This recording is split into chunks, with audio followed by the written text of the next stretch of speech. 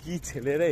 যাই হোক, এই যে ব্রিজটা এখনো ঢালাই হয়নি, নিচের এখনো কাঁচা, কয়েকদিনের মধ্যে ঢালাইটা মনে হয় হয়ে যাবে।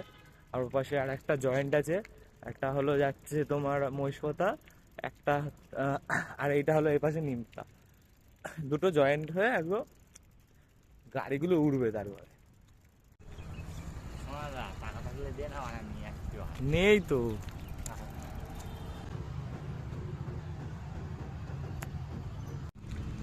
রাইডার উঠে গেছে।